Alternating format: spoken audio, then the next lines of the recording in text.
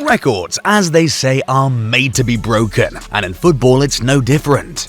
The Premier League has had many historic records broken, a recent yet chief example being Erling Haaland breaking the record for most goals scored in a standard Premier League season. But some records are so great that they're nearly impossible to break. A lot of these seemed impossible to set, so the possibility of them being broken is next to none. Here are some Premier League records that are unlikely to ever be broken. In 2019, Shane Long was far from a superstar Premier League striker, and some could even say he was way past his best. However, on the 23rd of April 2019, away to Watford at Vicarage Road, Long took advantage of Craig Cathcart's poor clearance, bolting the ball past Ben Foster and into the net in less than 8 seconds, 7.69 to be exact. This surpassed Ledley King's 18-year-old record of 9.82 seconds. Unlike King's record, I see nobody breaking this anytime soon, just because of how the original goal was lightning in a bottle. But Shane Long started the match. He didn't come on as a substitute, but the next man we'll talk about did. Nicholas Bendtner, known by trolls as Lord Bender, was an Arsenal flop who failed to live up to expectations in many ways. That said, he holds the record for the fastest goal scored by a substitute. This came in a match for Arsenal on the 22nd of December 2007 against their bitter rivals Tottenham Hotspur.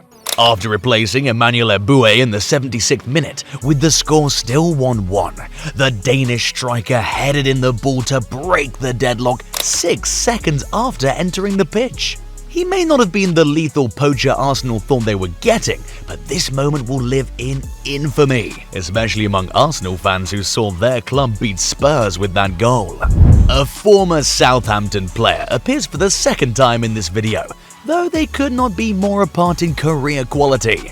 2 seasons before his £35 million move to Liverpool, he broke the fastest hat-trick record of Liverpool legend Robbie Fowler, who did it in 4 minutes and 33 seconds, and had stood since 1994. Mane's hat-trick against Aston Villa took him 2 minutes and 56 seconds. This is one record in the illustrious career of Sadio Mane, a player who finished second in the Ballon d'Or voting in 2022 behind Karim Benzema.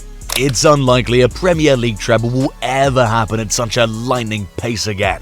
Jermaine Defoe must go down as one of the most underrated players of the Premier League era. While he may not have the trophies and individual awards of other strikers who played in his time, he was reliable to bag goals. He's currently the 9th highest goal scorer in the league's history, with 162 goals across his time in Sunderland, West Ham and Tottenham Hotspur. The latter of these clubs is where he bagged this record. On November 22, 2009, Spurs put 9 goals past Wigan, with Defoe scoring 5. Not only did he tie the record set by Shearer and Cole for most goals scored in a match, but all 5 came in the second half, making it the most goals any Premier League player has scored in a single half. Give Defoe his flowers, please. Burnley's first season in the Premier League and the first season back in the top tier of English football in 33 years wasn't a rosy one. The Clarets were relegated in 18th place after their manager, Owen Coyle, left them at the start of the season to manage Bolton Wanderers. The bulk of this misfortune came on the road, as Burnley lost 17 out of their 19 away games, with the only exceptions being a 4-1 win against Hull and a 3-3 draw against Manchester City, before they had Abu Dhabi money. What makes this record more fascinating is that they didn't finish bottom of the league, and teams with worse seasons such as Sheffield United in 1920 have not toppled this record. This is firm and unlikely to be broken. Speaking of worse seasons, there aren't enough words to describe how atrocious Derby County were in the 2007-08 season. Even calling it atrocious feels like an understatement. This was the fate that pundits predicted for Luton Town and Sheffield United in 2023-24, but they haven't scratched the surface of poor quality that the Rams put on in their only Premier League season. Relegation was more than confirmed the moment they got promoted, but no one could have imagined how toothless they would be. Derby County won 1 game all season, and that was against Newcastle United, which looks hilarious in hindsight.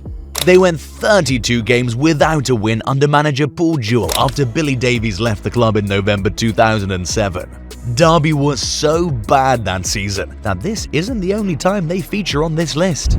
One of the best goalkeepers to wear a pair of gloves in the Premier League, Brad Friedel, played 310 games in a row from 2004 to 2010 to get this record. And of all the records in this list, this is the most unlikely to be broken due to the prevalence of second-choice players in every Premier League team.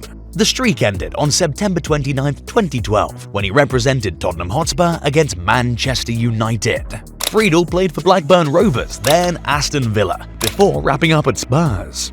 The previous record was 166 games, so he more than shattered it. What a man! The famous Battle of the Bridge between Spurs and Chelsea that ended 2-2 has a case for being one of the greatest matches in Premier League history.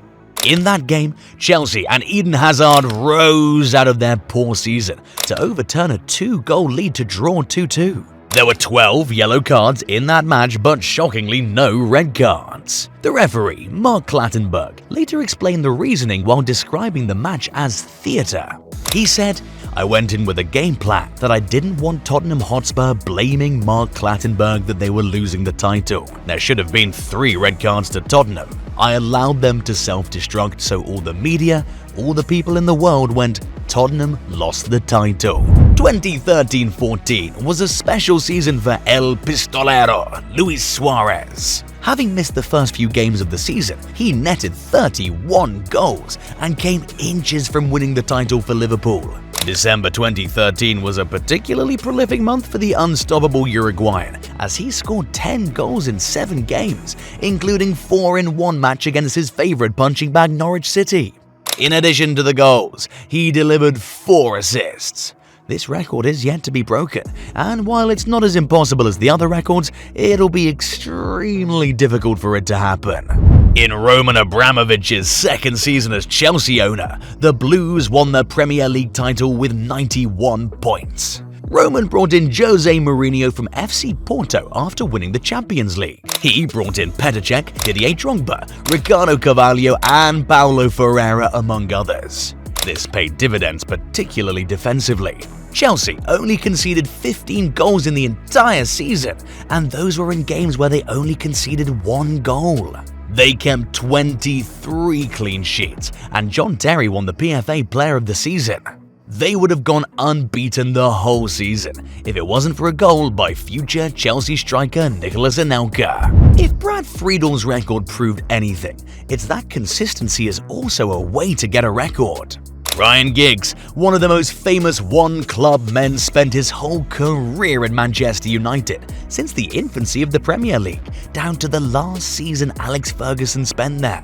The Welshman, who holds the record for the most Premier League assists of all time, scored in every season from 1992-93 to 2012-2013, which is a span of 20 seasons.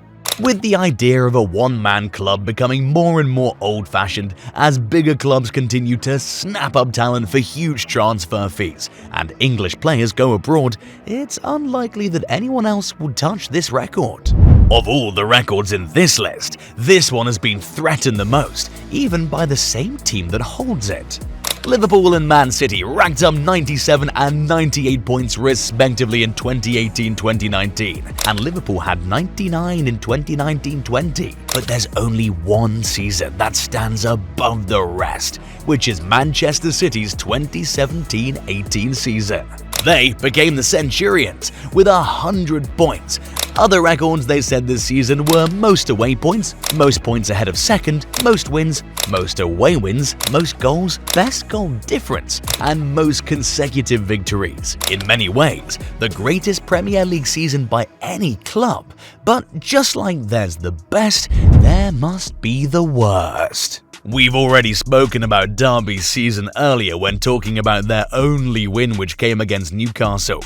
Those 3 points were 3 of 11 points they got that season. They hold the record for most defeats, fewest goals scored, and most goals conceded in a 38-game season. It's a shambolic record. And even though Aston Villa in 2015-16 and Sheffield United in 2019-20 came close, nothing will touch this season. No matter how much pain you felt as a football enthusiast, Liverpool fans had it more in the 2010s. After bottling the league with Suarez firing in many goals to win the Golden Boot, they missed out on the title to the same team that denied them in 2014. Liverpool put on a cracker of a season in 2018-19, with the solidity of Alisson and Van Dijk keeping them secure at the back, and their front three of Firmino, Salah and Mane being as prolific as ever. The latter two even won the Golden Boot together with Pierre-Emerick Aubameyang. However, this wasn't enough, as Manchester City didn't let up in the title race, beating the Reds to the league by 1 solo point. That said, Liverpool won the Champions League, so it wasn't all pointless. Nowadays, 75 points can barely get you into the UEFA Champions League, but back then it won the Premier League title for Manchester United. The Red Devils beat Newcastle United, Arsenal and Liverpool, who were all tied on points, to win their 4th Premier League title in 5 years. New signing Ole Gunnar Solskjaer was the top scorer that season with 18 goals. It's extremely shocking how Liverpool failed to win the league twice with over 90 points, and United won it easily with 75. Knowing the competitive nature of the Premier League, it's next to impossible that any team with 75 points even finishes in the top 3, let alone win the league. When you hear the club Arsenal, there's only one man synonymous with them, and that's Arsene Wenger. So, it would shock you to know that Arsene didn't begin his career at Arsenal. He began at Nancy, then made his name at Monaco.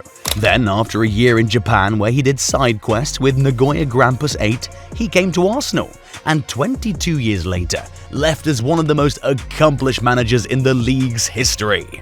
With 3 Premier League titles and 7 FA Cups to his name, he left a legacy that'll never be forgotten, and made history that can't be replicated in one of those seasons.